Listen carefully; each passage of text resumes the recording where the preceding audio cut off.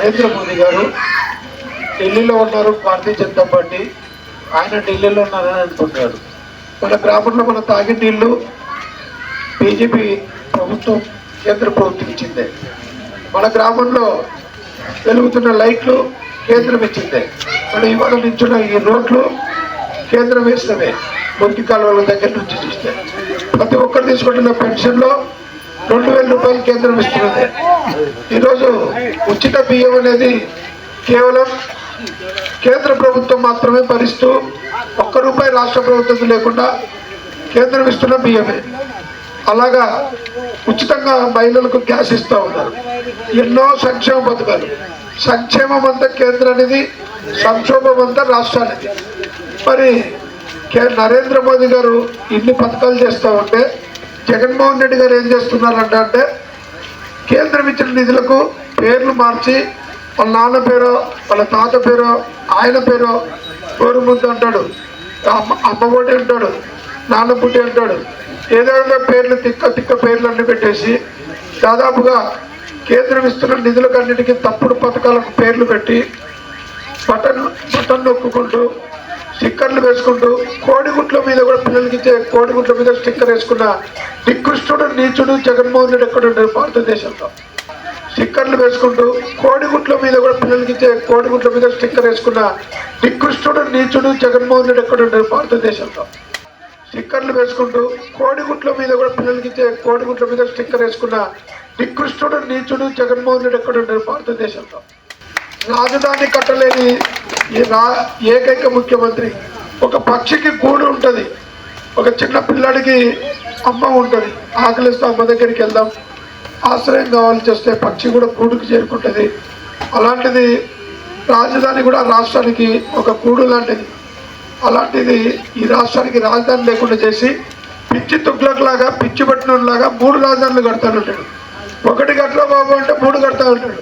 ఏదాన్ని ఇటుక పెట్టిన పాపనవ్వలేదు. ఒక రాముడి విగ్రహ ప్రతిష్ఠ జరిగితే ఈ ఊర్లో ప్రతి ఇంటి మీద రాముల వారి జెండా తెచ్చి కట్టుకున్నాను. నేను గతంలో మా అన్న ఆనందం కొంచెం ప్రమాదం జరిగితే వచ్చాను ఈ ఊరికి. చూస్తే ఇంటింటికి ప్రతి ఇంటి మీద రాముల వారి జెండా ఉంది.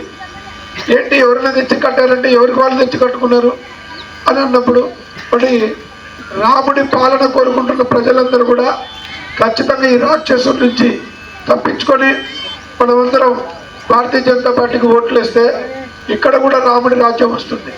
ఎందుకంటే జగన్మోహన్ రెడ్డి ఏం చేస్తున్నాడంటే కేవలం ఆయనకు సరిపోయిన వాళ్ళు మట్టి దగ్గర నుంచి ఇసుక దగ్గర నుంచి ఏది వదలకుండా చెట్టు పుట్టలకుండా వదలకుండా అవినీతితో రాజ్యం వెళ్తున్నాడు. ఎవరన్నా ఎదిరించి ప్రశ్నిస్తే తప్పుడు కేసులు పెట్టి జైళ్ళల్లో వేయడం, ఇలాంటి అరాచకాలు కూలగొట్టడాలు తప్ప ఎక్కడే కానీ కంటికి అభివృద్ధి అనేది కనపడదు. ఈరోజు గ్రామాల్లో చూస్తే గ్రామానికి నిధులు లేవు, ఎక్కడే కానీ అభివృద్ధి లేదు, ఒక కాంట్రాక్ట్లు లేవు. కానీ కనీసం కరోనా సమయంలో ఎక్కడే కానీ వ్యాక్సిన్ లేకుండా, హాస్పిటల్లో బెడ్లు లేకుండా, ఆక్సిజన్ లేకుండా, కనీస సౌకర్యం లేకుండా ఎంతోమంది చనిపోయే పరిస్థితికి వస్తే నరేంద్ర మోదీ గారు ప్రత్యేక శ్రద్ధతో వ్యాక్సిన్లు ఏర్పాటు చేసి, ఆక్సిజన్ ఏర్పాటు చేసి అవన్నీ కరోనా బారిన పడిన వారిని కాపాడడం జరిగింది. అలాంటి రాముడి పరిపాలన నంద్యాలకు కూడా రావాల్సిన అవసరం, ఆంధ్రకు రావాల్సిన అవసరం ఎంతైనా ఉందని తెలియజేసుకుంటూ, మరి రాష్ట్ర స్థాయిలో జగన్మోహన్ రెడ్డి పరిపాలన అలా ఉంటే నంద్యాల స్థాయిలో శిల్పమోహన్ రెడ్డి కుటుంబం చూస్తే వారానికి ఒక రోజు వస్తాడు ఫోటోలకు పోజులు వేయడానికి. ఆదివారం మాత్రమే నంద్యాలలో ఉంటా, 6 రోజులు తండ్రి కొడుకులో వ్యాపారం చేస్తూ ఉంటాడు. మరి ఎమ్మెల్యే అంటే ఫోటోలకు పోజులు ఇవ్వడానికే మనం ఎన్నుకున్నది. ఏం చేస్తున్నాడు వచ్చి పట్టణ దక్కిన కార్యక్రమాలు. ఏ గ్రామంలోనన్నా మగోడ్లాగా ఒక మాట నేను ఈ 5 ఏళ్లలో ఈ పని చేశాను చెప్పుకునే స్థితిలో ఉన్నాడా? మరి సండే ఎమ్మెల్యే కావాలా? నిత్యం వారంలో 7 రోజులు మనతో ఉండే ఎమ్మెల్యే కావాలా? మరి కావాలంటే మరి సండే ఎమ్మెల్యేని ఎన్నుకున్నప్పుడు వాళ్ళు ఫోటోలకు పోజులు ఇచ్చుకుంటూ అలాగే ఉంటారు.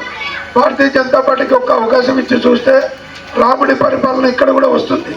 కాబట్టి దయ ఉంచి శిల్పమోహన్ రెడ్డి కుటుంబాన్ని గురించి ఎంత తక్కువ మాట్లాడుకుంటే అంత మంచిది. ఎందుకంటే ఎదుటి వారి మీద గతంలో కేసు పెట్టేవాడు, ఇప్పుడు ప్రతిపక్షం అనేది లేకుండా పోయింది. డబ్బుతో ఎవరైనా డబ్బుతో అంతకుముందు ఓటర్లను కొనేవాడు, ఇప్పుడు అభ్యర్థులు కొనే స్థాయికి వచ్చాడు.